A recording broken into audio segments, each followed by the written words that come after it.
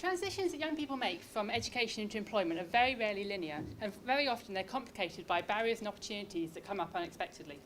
Governments and people who deliver services are interested in the success of those transitions and about preventing young people from getting lost along that way. The kind of data that governments currently have tends to be snapshot data at set points of time about what whole cohorts are doing. So similar to the graph at the bottom left, so that's in Sheffield. And the government agendas around keeping young people in school for longer and kind of reducing youth inactivity are all part of that wider idea about keeping young people on the right track. Young workers are particularly interesting for me because while they're not inactive, they're still seen as a problem area by people who want them to be in learning. I'm talking sort of 16, 17-year-olds. So my research concentrates on the journeys of individual young people within Sheffield. As you can see from the top left diagram there, those journeys can sometimes be very complicated, involve lots of different destinations and people coming in and out of different things.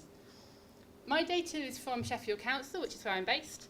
It involves monthly snapshot data of what every young person was doing in the city. So my thesis is an analysis of those 24-month sequences, but also interviews with young workers in the city about why and how those journeys take place. So the thing about these journeys is where you start actually has a big impact on where you end up finishing. So things like family background and ethnicity make a real impact on what people end up doing when they finish school. Where you live in Sheffield also makes a really big difference. Part of that is the clustering of different personal traits, so things like ethnicity or household income or deprivation, which are clustered in areas of the city. And some of it's about the areas themselves, so about where there's industrial estates or where there's rural isolation.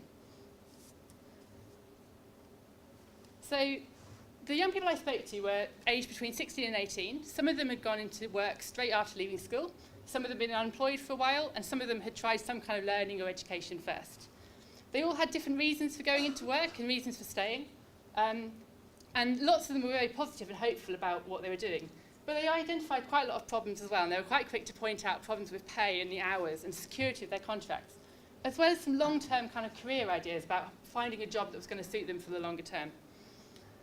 So my thesis is kind of trying to address some of those issues. Some of them were about qualifications, but a lot of them were about the employers and about relationships and about the ability to access support and careers advice. My thesis tries to highlight some of those challenges and also to address the policy gaps around support for young workers that aren't neat and aren't in learning and are this kind of weird middle group. And also to present some more information about the kind of transitions that young people make post-16 beyond just the snapshot data of what they were doing when they left and what they were doing 2 years later. I'm trying to map some of those journeys.